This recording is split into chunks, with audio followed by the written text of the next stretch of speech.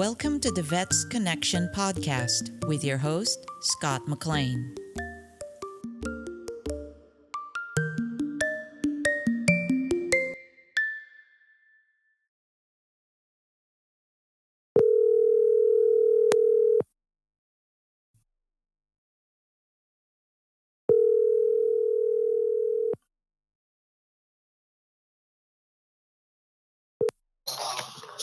Hello, James. speaking. Hi, James. This is Scott McLean. I spoke to you the other day about interviewing you today.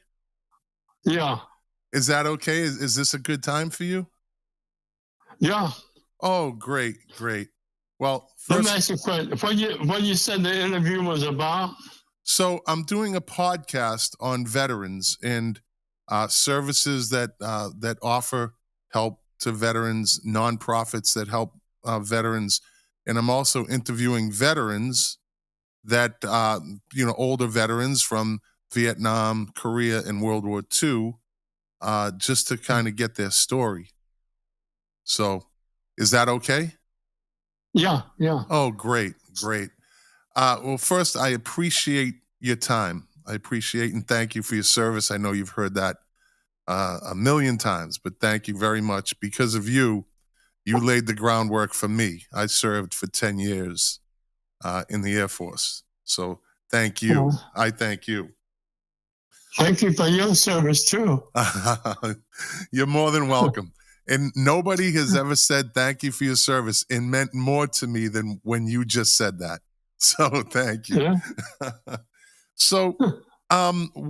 So let's start from the beginning. When how old were you when you went in and what year was it? 17, You were 17. 1945. Ah, okay. And what branch of the service did you go into? Maybe. You went in the Navy. Okay. Yeah. What was the reason for your wanting to join the military and the Navy, especially? Really, it's a long story. I didn't really want to join it, but what I did, I'm gonna try to make it short. I put my age up to be drafted. Registered to be drafted. Yeah. But at the time I did it, I was only 16, and I did it called to have a card so I can prove to the truant. You know what a truant officer is? Yes, for schools, right? Yeah. And he would get after us, and so we got our registration card. We tell, look, man, I'm 18 years of age. I ain't got to go to school. But I was only 16. So when I got the draft notice to report, that's when I decided I didn't want to go in the Army. So I said, well, I went to recruiting and signed up for the Navy. At that time, I was 17 years of age. Okay. So you went in the Navy at 17 years old. You're supposed to be 18, right? I believe. Yeah. Okay. How did you get around that? You had the a false birth date, or how did you get around that? Well, back in the day, we didn't have the technology like they got. Everything was dead from hand to mouth. So if I knew what I knew now, I could have signed them papers myself. I could save myself a lot of trouble. So they give me the papers in my hand, tell me to go home and get my parents to sign it. But I didn't give it to my parents. I gave it to a friend of my parents who I found out later was illiterate, and I feel sorry that I did that, But I got him to sign the papers. But like I said, if I knew what I knew, I could sign them papers. I had them in my hand. All I had to do was sign my dad's name on it, take it back, give it to them. And where did you grow up? Where was this? West Virginia. You're in West Virginia. Okay. Yeah. And so what's the next step? So, okay, they take the paperwork and please, you don't have to make it quick for me. We could have a nice long conversation. It's all up to you, my friend. However long you want to tell a story, I'm all ears. I'm honored to hear this. So you get the papers signed and you bring them back to your recruiter. And what happens after that? Then they sent me to all about 70 miles away to have a physical. And I passed the physical. I thought they were going to let me go back home, but after I passed the physical, they put me right on a train and sent me to my basic training, which is in Maryland. So they said... I left right from that. Go on. I'm sorry. I didn't mean to interrupt. Go ahead. No, go ahead. So right there, so you don't get a chance to go home. You don't get a chance to tell your parents. They put you on a train. You're now part of the U.S. military, and we're sending you to Maryland. And how did you handle that? How did you let your parents know? How did you let your friends know, like, what was going on? Well, they didn't know for a while. Because they didn't know who I was at, and I didn't tell nobody where I was at. And after I got the train, basic train, then I rode home and let them know who I was at. Yeah. Okay. And what was the reaction? Well, they were disappointed that they were just more disappointed the way that I did it. More like behind their back. And I think they would have accepted it if way they sound like they would accept it if I would have told them in advance what I was doing. But see, I wasn't staying home at that time. I had left home and I had a job working and I had my own little room. I rented my apartment. And so I was more like on my own. That's why really didn't have to tell nobody what I was doing. What was your job? What were you doing at that time? I was working at a dairy as a help on a milk truck. Okay, all right. Back when we used to have milkmen, right? Yeah, in the bottle, the glass bottles. Yes. My generation. I was born in 1963. I think my generation was the last generation to see that old school way of doing things, the milkman. Yeah. So you were born in 63? Yes, sir. I retired in 66 from the Navy. Oh, well, I want you to tell me your story all the way up to 1966 and maybe beyond, if that's okay with you. I would love that. Yeah. But at any time, if you have to go or anything, we can continue this another time. But I really can't stress enough. I've been looking forward to talking to you since we spoke the other day. So if I seem like a pest, it's only because I'm really, really excited about doing this and talking to you. So yeah. So you go to Maryland. You go, and what was basic training like back then for the Navy? It was rough. Because back in that, they were just trying to get bodies ready as soon as possible. So after 4 weeks, I think it's 4 weeks, 5 weeks, it wasn't long that we finished our basic training. They sent me to a base in California, Shoemaker, California. Okay. And guess what? While I was there, guess who I met? You may not remember because you're so young. Joe Louis. I remember. I know Joe. I know of Joe Louis. Absolutely, he's a legend. He's an icon. How did you meet Joe Louis? They was in the gym practicing one, whatever they call it, training, whatever. And I happened to trying to duck my duty, so I run into the gym to hang out. Yeah. And they were there in the ring doing the shadow boxing or whatever, and that's how I got in on Joe Louis, Wow. Yeah. That's amazing. Yeah. So I was wondering, so the Navy has a swimming test, right? And you grew up in West Virginia. So I'm sure there was a body of water around somewhere and you know how to swim. Did you have any troubles with that? Was that a thing? What, swimming? Yeah, the Navy's, the swim test that the Navy gives. No, I was a good swimmer. I used to swim we used to have a river. Well, it wasn't too far from where I lived, but I used to go there all the time. And I had learned to swim all the way across the river and swim over and back. So you're a strong swimmer. And so when I went to the Navy and the swimming, it wasn't no problem for me. The only thing I was concerned about was that jumping off of that 90-foot tower. Oh, and how was that? It took me a while to go up there. I was always afraid of height. I don't know why. Right today, I'm scared of height. I don't like to fly. I'm scared of height. Uh-huh. But once I got up there and looked down at that water, that swimming pool looked like a little small bathtub.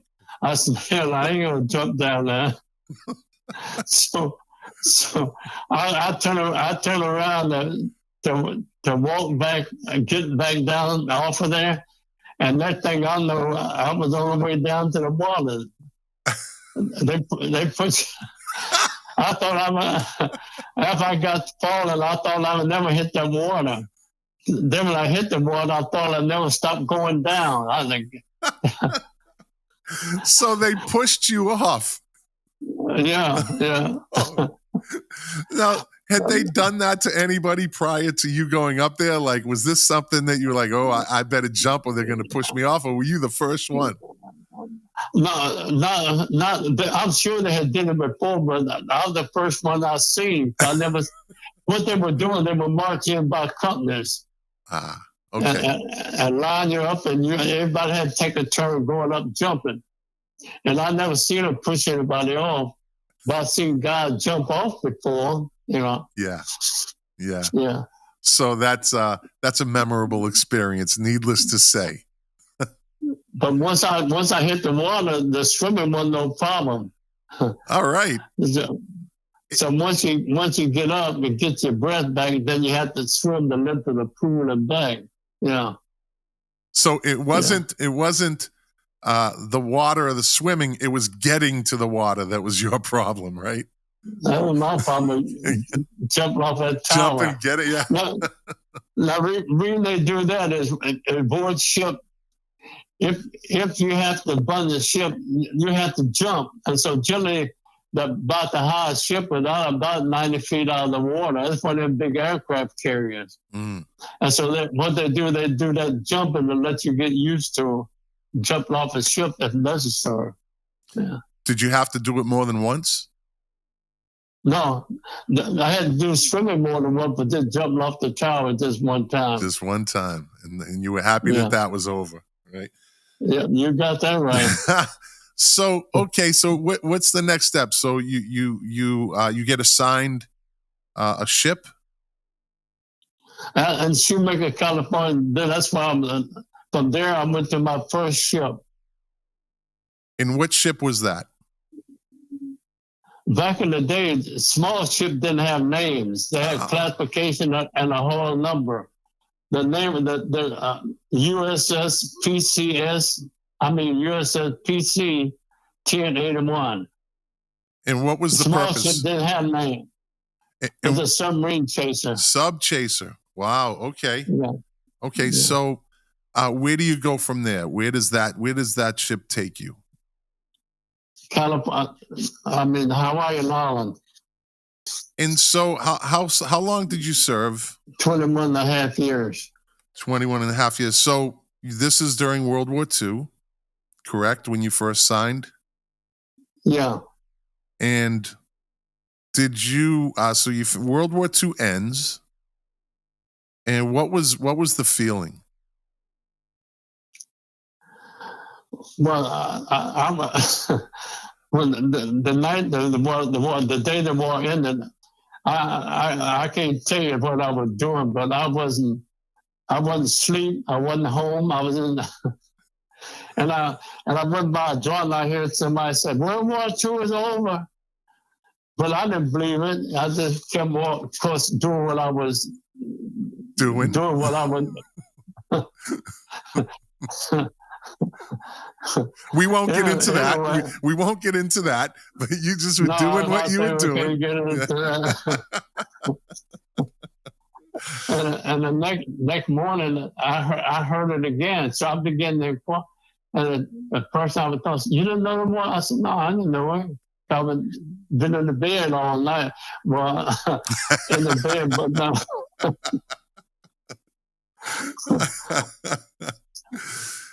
So anyway, the next day, everybody was celebrating, having fun. And so I joined right in with them too, you know. Yeah. So Yeah. then you continued your service. You re-enlisted, I take it. Yeah. Yes. What year? Do you remember the year you re-enlisted? Sometimes I get confused on dates. I think it was 19. When I re-enlisted, I think it was 1948, but I'm not quite sure. Okay. So you re-enlist and you stay in California? Yeah. Okay. From that little ship I was on, I went aboard two other smaller ships. Both of them was landing crafts. You know, after the war, they were trying to get rid of as many men as they can. They were discharging 1,000 a day. Anyway, from the sub chaser, I went to an LCI. LCI is landing craft infantry. And from LCI, I went to LSM. LSM is landing ship medium. So I went to two amphib ships, right behind one another. But about 3 or 4 months different. Okay, so you're doing your time, and then the Korean War kicks off. No, I was before the Korean War. So that was before the Korean War, and so where did you go from there? Where did that take you? Yeah, well, from the landing ships, I went to naval station in Astoria, Oregon. In Oregon, okay. Yeah, and from there I was transferred to Seattle, Washington, the naval station in Seattle, Washington. And what were you assigned to there? No, I went there for further transfer. Oh, okay. Otherwise, I went there to transfer to either another ship or station. So I was transferred to another ship, the USS Severn, an oil tanker. Yeah. And where did that stay within? No, it went overseas. I went aboard, I think, around between July and August. And we left there and went to Pearl Harbor. And from there, we went to Arabia. What we were doing, we were hauling oil from Arabia to British Islands in the Pacific. Guam, Okinawa, Japan, the Philippines. Yeah. And how long did you do that for? 3 years from 19. Oh, I remember the date now. 1947. That's when I went aboard the USS Severn.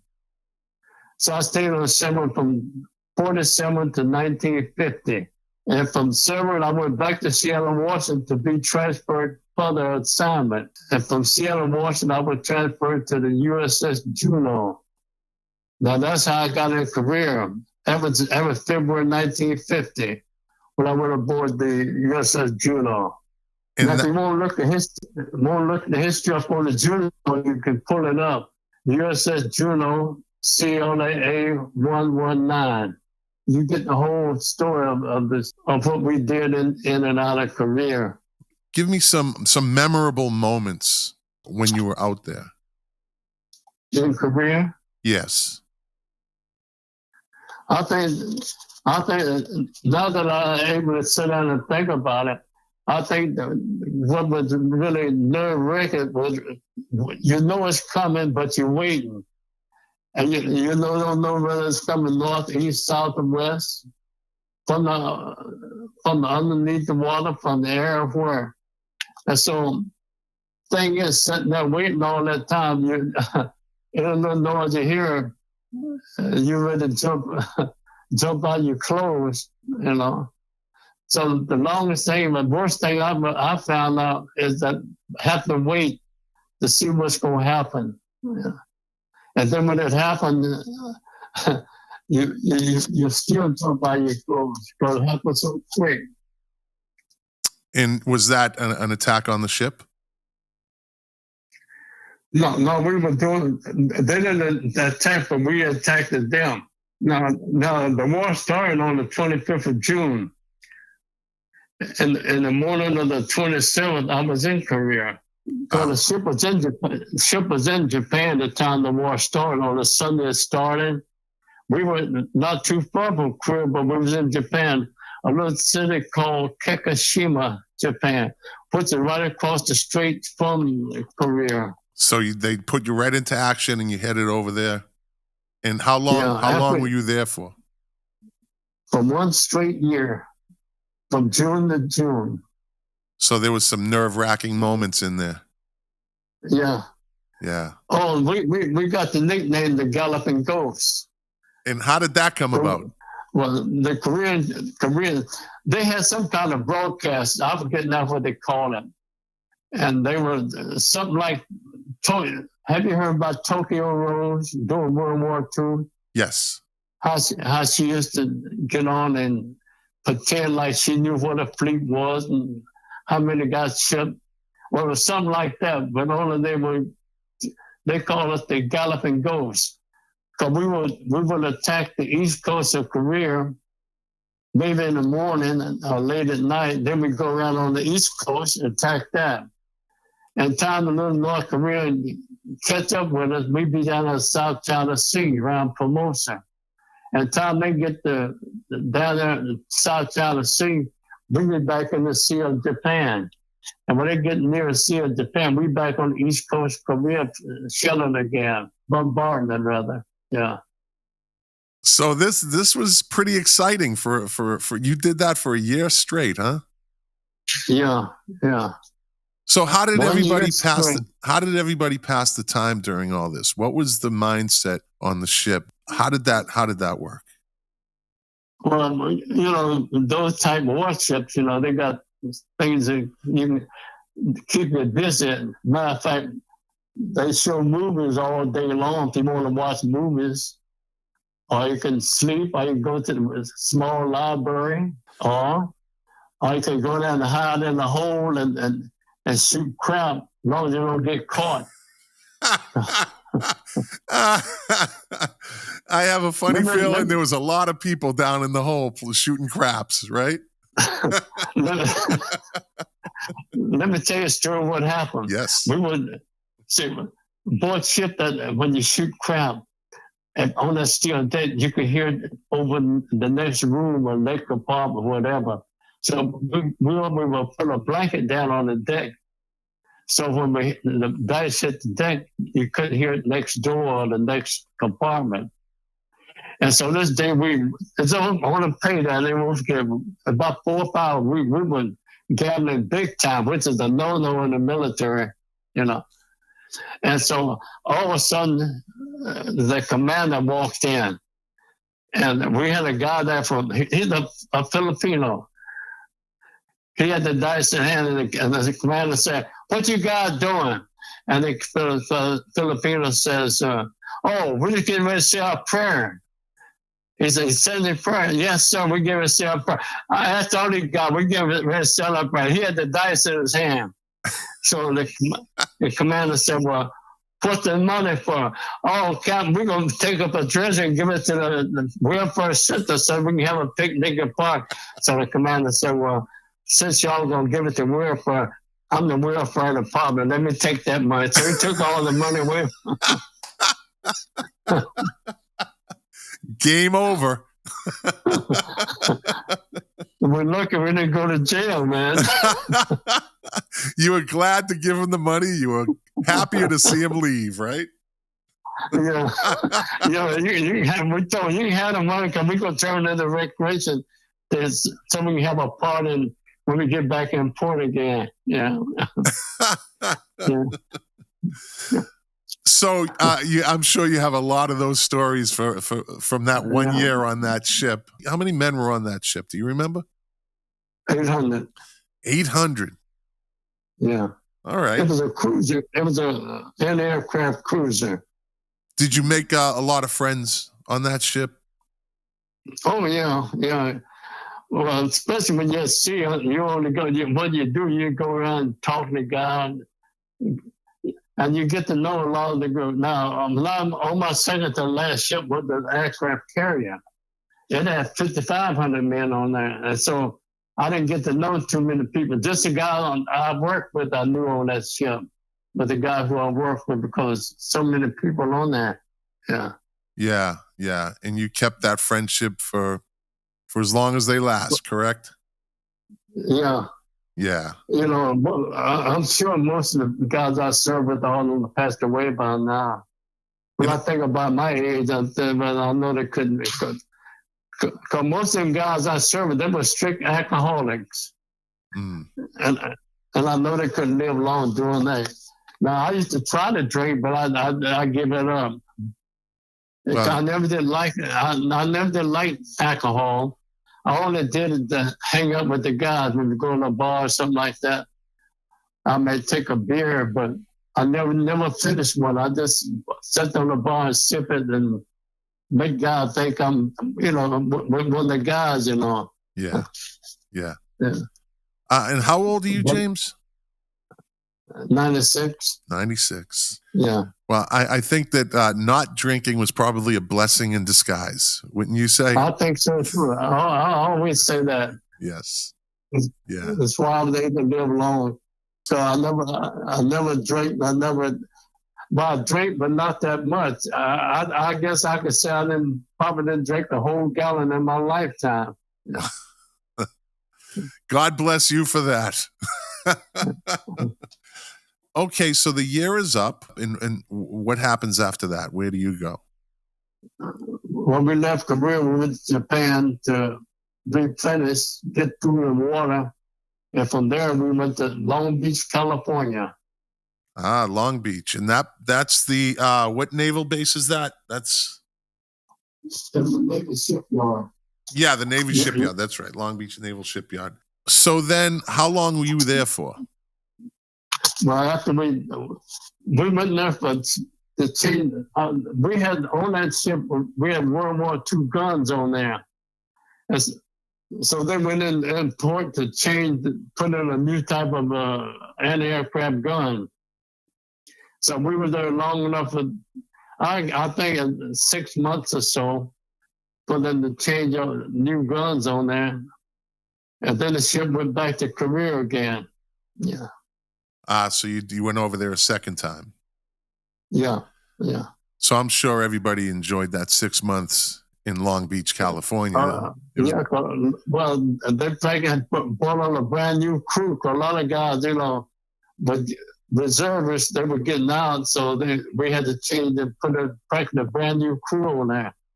And unfortunately, I wasn't one of the new crew they brought on there. They left me on all by myself. They left you by yourself. Most of the guys I knew, they was all got discharged, So you're there, and now it's a whole new group of guys. Yeah. And you had to kind of start all over again? Yeah, oh yeah. But on the way back Korea, you do all your training, government exercise, man overboard, fire drills, collision, you name it. That's what they're going to do when we go to sea. We doing all kind of exercises, including battle drills. Yeah. So you were with the original crew of guys for a year, and now you're with a whole new crew of guys, and so that must have been kind of disheartening in a sense, right? Like kind of lonely. You have to start all over again. What was What were you going through with that? No, because you're not local. You sort of expect the crew will change sooner or later. Okay. And so you almost got your mind made up. Because of course, not only that, the guys getting discharged, they let you know every day. I'll be out next month. I got 2 more months. I got 30 days. So you hear that every day and every night. They be counting the hours, the date, the month, the year. Well, I guess I do remember back because I did 10 years in the Air Force. And now that you mention that to me, yes, it just became the norm. So, you make friends with somebody and they're PCSing, they're going to another base or they're getting out. You miss them, but you have to press forward. You have to carry on, right? Yeah. Okay, you go back over to Korea with this new group of guys. And how long did you do that tour? Well, I stayed 6 months after that because my enlistment was getting to end. So I would transfer back to Seattle, Washington. What happens from there? When you get to Seattle, you're back there, you're back at stateside? Not Seattle, San Diego, California. San Diego, okay. Yeah. So I got discharged there and I re-enlisted in San Diego. And from there, they sent me to Norfolk, Virginia. And now, do you remember what year that was? Early 50s? Yeah. The Korean War was still going on then because I remember it had to be early 53, I think, 53. Something like that. Yeah. So the Korean War is still going on, and you're down, and you're in San Diego, and that's from San Diego to Norfolk, Virginia. Then you went to Norfolk, Virginia. For further transfer again. So now you're kind of like a nomad, right? You're bouncing around here to here to here, and you're all by yourself, right? You're doing this all by yourself, right? Yeah. So. And from Norfolk, Virginia, I went to board a gasoline tanker. AOG 57, USS Pecatonica. And where does that take you? Nowhere. I made one trip on the Pecatonica.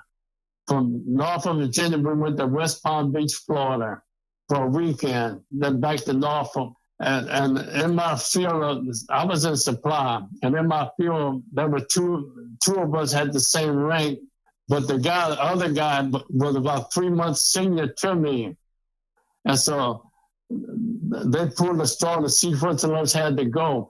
And I was trying to get them to send me back since I had just came. They said, no, we're going to send the other guy because it's time for him to transfer anyway.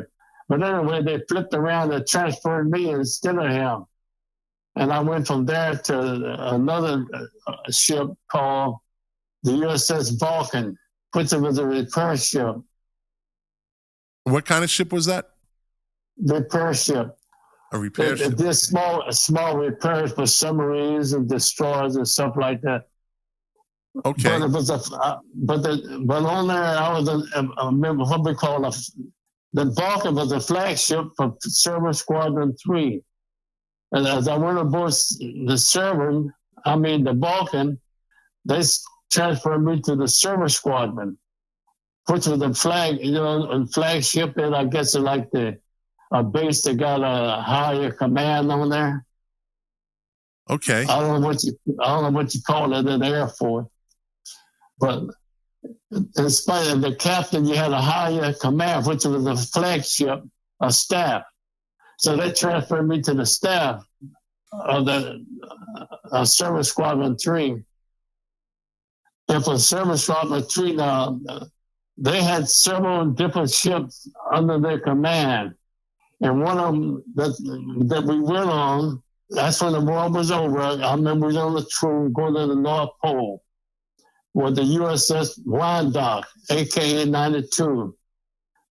On the way to the Greenland, which is did you know the Air Force had a base in Greenland? Thule, Greenland, yes. Thule, Greenland. That's where we're going, all the way to Thule, Oh, Greenland. boy. Yeah. and then now some of the mouthpiece, the war in Korea just ended. Yeah. And so we celebrated aboard ship drinking the Coca-Cola. That's the only thing we had. We had no room, so we were drinking Coca-Cola. And this was over in Thule, Greenland? On the way to Greenland. To Greenland, yeah. So you weren't in San Diego anymore. That's for sure. No. You were in the total opposite. 20 below zero. Oh, yeah. I had a friend that was stationed there, and he told me some stories. So you were in the Navy when World War II ended, and you're still in the Navy when the Korean War ends. And what rank were you at this point? E2. I'm not even. Okay. E4. E4. Okay. Yeah. So the Korean War ends, and you guys celebrate drinking Coca-Cola. Korean War, we drinking Coca-Cola. Yes. Yeah. Okay. Yeah. So what transpires after that? Okay, now this war is over. Does your mission change? Do you stay in Greenland?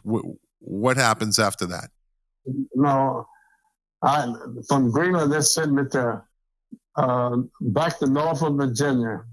And how long were you there for? Just overnight, so to speak. Not long. And they transferred me to Key West, Florida. Oh.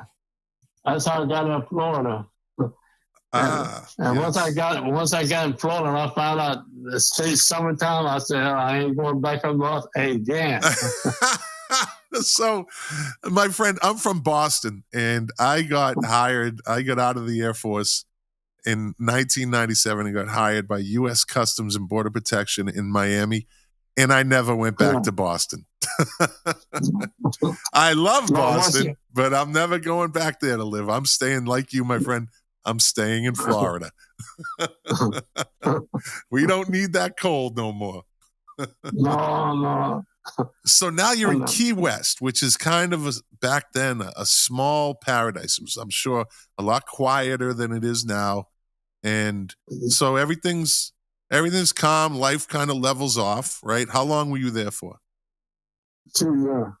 2 years. And that's where I met my wife in Key West. Ah, okay. Yeah. All right. Beautiful. And she was down on vacation. Okay, now you have to tell me the rest of the story. So anyway, I was out patrolling one night. That's what sailors call when you're out and doing your thing. They say we're going patrolling night. So I was out patrolling, and this group of girls come by, and I tried to talk to them, but they ran. And anyway, that same night I went on down to finish my patrol, and I met a friend of mine. He says, I know the girls. I said, man, you don't know, you ain't seen them. He said, yeah, I know exactly where they live and everything. He said, you come tomorrow, I'll take you to the house. I said, oh, man, I ain't going to come because you don't know who I'm talking about. You didn't see the girls. And yeah, but I know who you're talking about, though. He said, well, you described, I know exactly. And sure enough, I went back on patrol that same next night, but I didn't go to meet him because I know he did BSing me, you know. And sure enough, he took me straight to the house. And they was having dinner. And so when I seen the girls, I got so shocked I couldn't say nothing. So he said, now you run your mouth, now you sit up at your mouth wide open. So I assume this was love at first sight, my friend. Love at first sight. Yeah? Yeah. And anyway, he introduced me to all the girls, including the family that they were hanging out with. They were all them girls was one family, cousin, nephew, and niece, and whatever. Wow. Cousin, uncles. Yeah, so they were due to the family and whatnot. And of course, all the girls were looking good that night. And so, anyway, about a week later, I said to the guy who took me there, I says, you know where they live? Because they were there on vacation. He said, yep, I know that too. He said, if you want to, one of the girls, I got the phone number, I'll give it to you. So he gave me the number to this young lady, and I called her, and we talked. But the funny thing about it is that she kept asking me, so at that time I was wearing civilian clothes. And she kept asking me, were you military? But I didn't want to lie to her, so I never would tell her. I would just change the subject. And so she kept asking me. I said, next time she asked me that, and I'm going to tell her and see what happened. So she asked me again, so I said, yeah, I'm in military. Yeah. And I said, what, you don't like military people? She said, I knew you were military because you were dressed too clean looking to be a civilian. That's what she told me. She said, no, you were dressed too clean. I knew you were the military. Said the military guy always dressed nice. So, but these bums right here, they dress any kind of way. So anyway, we finally got together. She invited me up one weekend, and I went up. Rode the Greyhound bus, went up she lived in Homestead, Florida, which is 100-some miles from Key West. From Key West, yeah, Homestead, yep. Yeah, that's where she lived there. And we got together and we talked, and she invited me to the house several times, big breakfast for me, lunch and dinner, Yeah. And we got settled down, so I finally asked her one night, what her intentions were. And she said, well, I'll get ready to ask you the same thing. So I said, well, be frank with you up front. I ain't going to tell you no lie. I'm looking for a nice lady I can settle down with in life, She said, really? I said, yeah, And so from there, we went, a year or so later, we finally got married. And we stayed married for 62 years. And she passed away a few years ago. Oh, you're about, you know what, that story, I'm not going to lie to you, my friend. I almost started crying. I started getting choked up. That's a beautiful story. That's a beautiful story. Yeah. Now, how old were you when you got married? I was 28. 28. Okay. Yeah. And so now it's peacetime. And how old were you when Vietnam kicked off? I get confused. I don't really remember when the war started in Korea. I know it was in the late 60s. I'm in the early 60s. But I don't remember the date when it started. I don't remember the date when it ended. Yeah. But I said 75 when it ended. I'm not sure. I get confused sometimes with dates. That's about right. Yeah. So where were you? Where were you when Vietnam kicked off? Do you remember when you got orders? Did you have to go over there? No, I was stationed somewhere, but I don't remember. I think it was aboard aircraft carrier. I'm not sure. I know when I got out in '66, I was aboard a cruiser home port in France, Ville de France, down on the French Riviera near Monaco. Near Monaco? That's where Grace Kelly used to hang out. Wow. That's where I got discharged from in 1966. So 1966, you get discharged. Where was your wife at the time? No, I had purchased a home then. Ah, okay. So while I was still in Charlotte, I purchased a home near where she lived. In Homestead? No, about 10 miles north of the Homestead. Okay. Called Richmond Heights. So she was home waiting for you, and you went over to, to that part of the world. Yeah. Because Because my mom was made up to get out, so I told her, you stay here with the kids, and I'll do the last tour. Then I'm going to take a retirement, Yeah. And so she stayed there with the kids for 2 years till I did my tour, And I decided my mom had made up to go. Yeah. Yeah. So you were discharged in Monaco, you said. Is that where you were when you got out? No, they Came sent me home. back to Brooklyn, New York, Naval Station in Brooklyn, New York, Flushing Avenue. Yeah. And that's where I was discharged from in Brooklyn. Yeah.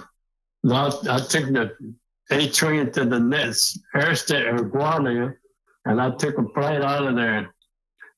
Okay. Yeah. I was glad to get out of there. I bet you were. You served during 3 wars, right? Yeah. Yeah. I can't think that there's many men that served in all 3 of those wars, right? There was some, but then gentlemen about passed away. Now I got a good friend of mine who's 101. He served in World War II in Korea, and I'm sure there are the others who did the same thing with the 3 wars. Yeah. Yeah, it can't be that many of them though. You had to commit at a specific time, right? In that to fall into that and stay in, right?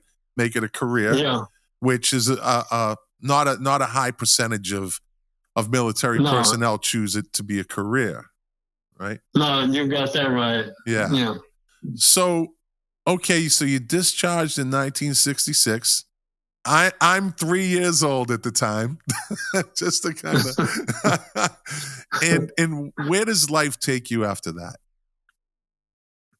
Well, as soon as I got home, I found a job the next day. I got into Florida with a security company, and I worked there about 6 months or so. In the Air Force, I don't know how. The military found out everything they want to find out about people. They give me a call, Air Force Base, and want to know if I would come to work for them. Back in the day, then once you retired, you couldn't go back and work for the government for 2 years. And so I said, no, I can't work for. I'd like to, but I haven't did my 2 year out of the military. And they said, well, we'll get you a waiver if you want to come to work. I said, I sure come to work. So I stayed there for 23 years after I retired from the Navy. And what did you do for the Air Force? Supply. Same job I had in the Navy. Okay. And I was going to touch on that because when I was in, you had the base commanders and you had your chiefs and your master sergeants and they all had some sort of power, right? They all had some sort of control over things.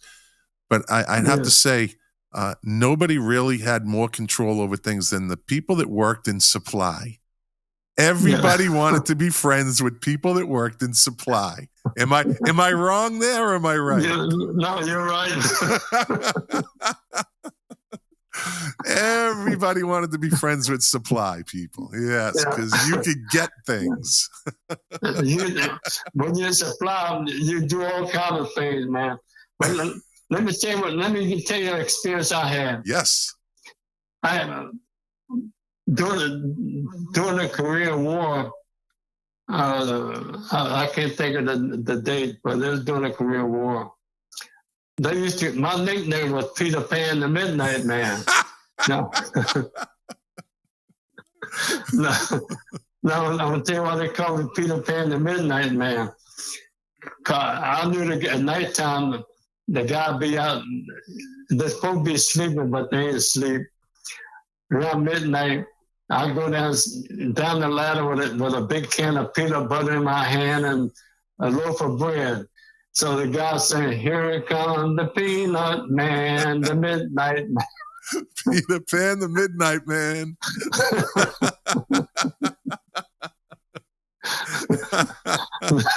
That's great. That's great. Now let me finish the story. Yes. Down when we slept, you come up the stairs And there to the right, what we call the bake shop. That's where the guy, the cooks baked all the cakes and pies and bread and whatnot. And what we were doing, the bakers always worked at nighttime. And so when they cook the bread or the cookies or whatever, they sit down on it was a sort of a screen thing that cooled off or whatever they had sitting there before they put it in storage. And when we would do it, we watched him go back in the back and we grab a whole pan of cookies or cake, whatever he had. And we go downstairs. Now, we did that for several months, maybe a year. Now, after I got this retired, I'm working on a base. I went to the gas station to fill my tanker. And right beside me on the other side of the pump, there was an older guy. He kept looking at me, and I kept saying, what the hell do you keep looking at me for? So after he got there, he came over. He said, look, I don't know your name, but you're the one who used to steal my cakes and pies. I said, oh, no, me, oh, yeah. I don't know your name. He said, I can tell you where you used to sleep at a boat ship.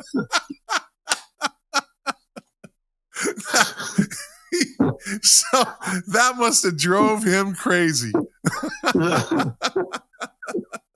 Did you fess up to it? Did you say, yeah, that was me? And no, I didn't know. I said, then when the other guy said, no, I know you.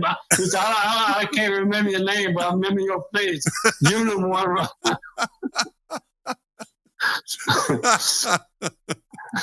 That's one of the reasons they call me Peter Pan the Midnight Man. The Midnight Man, yeah. That's great.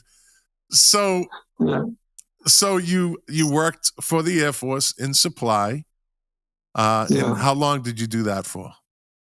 For 23 years. 22 years. And you raised your family. Yeah. Yeah. And how many children did you have, if you don't mind me asking?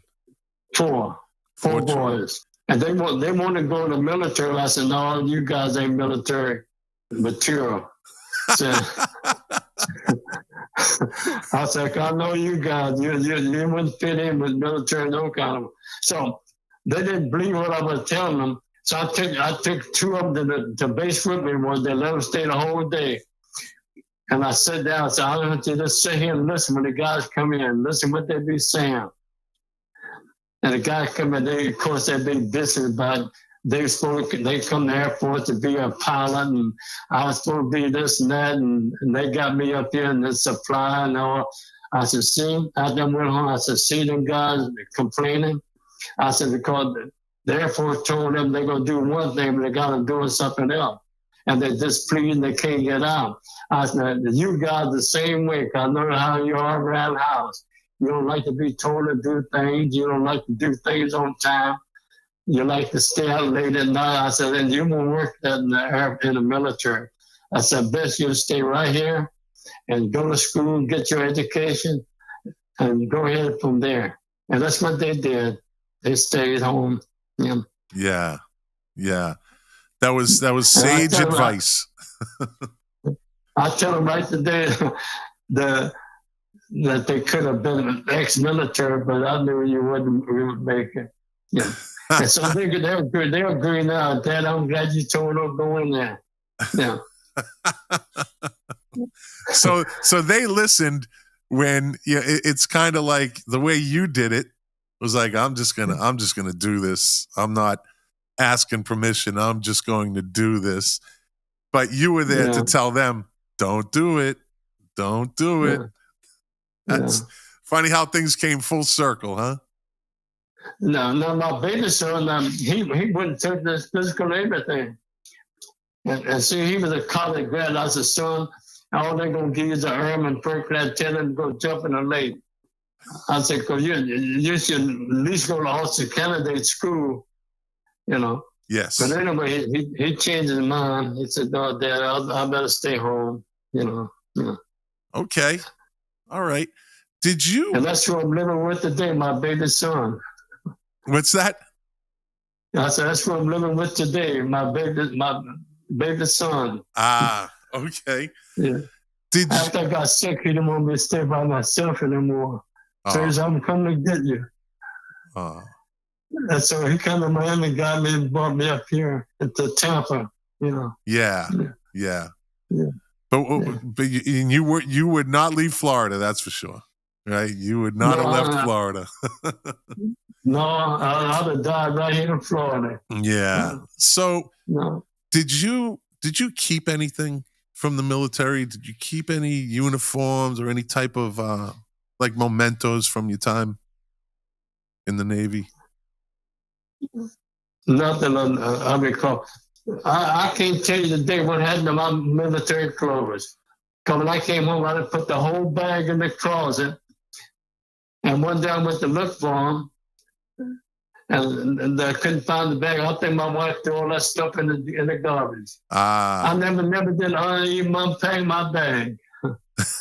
I just set the whole thing in the closet. I'm finished. Yeah. I unfortunately I'm one of those people that I lived it, so I didn't really keep much from the time that I was in. And I kind of look back, like maybe I should have, as we get older, as you know, we start to look back and see things a little differently. And I kind of like say, well, maybe I should have kept something, but everything is for a reason, right? Everything is for a reason. So, well, listen, James, I've been talking to you for an hour and I could probably talk to you for another 2 hours, but I don't want to take up any more of your time.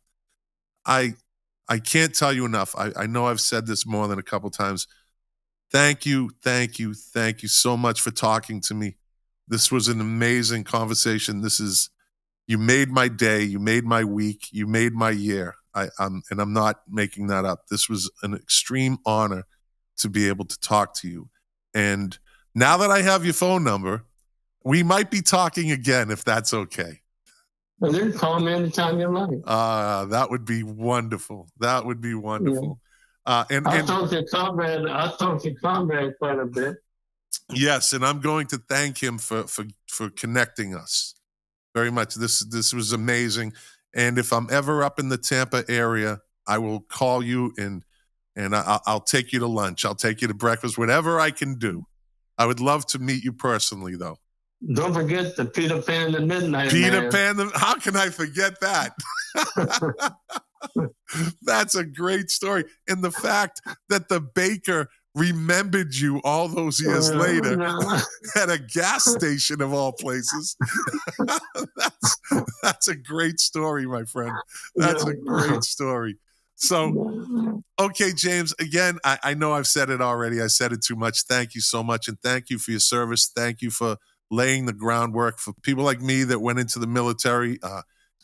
You guys were the backbone of it, the greatest generation. I appreciate you, sir, and I look forward to talking to you, and I definitely look forward to meeting you.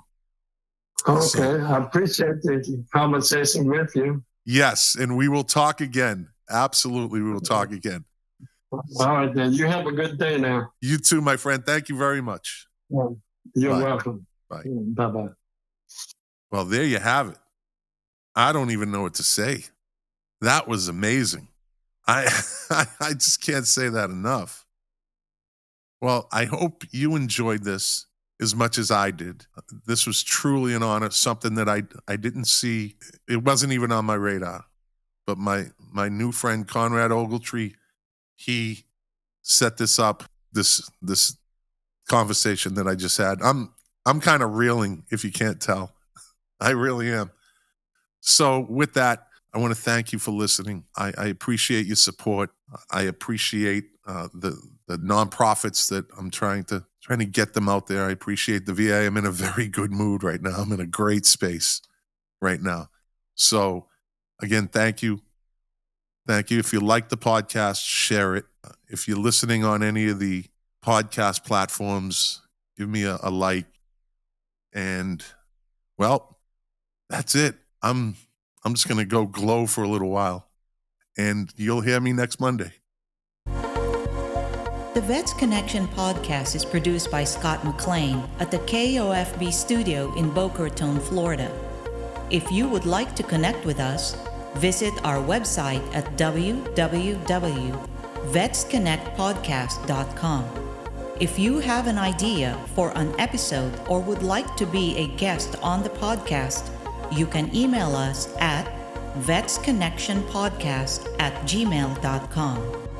If you or someone you know is in crisis and needs immediate help, call 911 Emergency Services or go to the nearest emergency room. Or call or text 988 to connect with the 988 Suicide and Crisis Lifeline. Also, if you are in need of essential community services, call 211.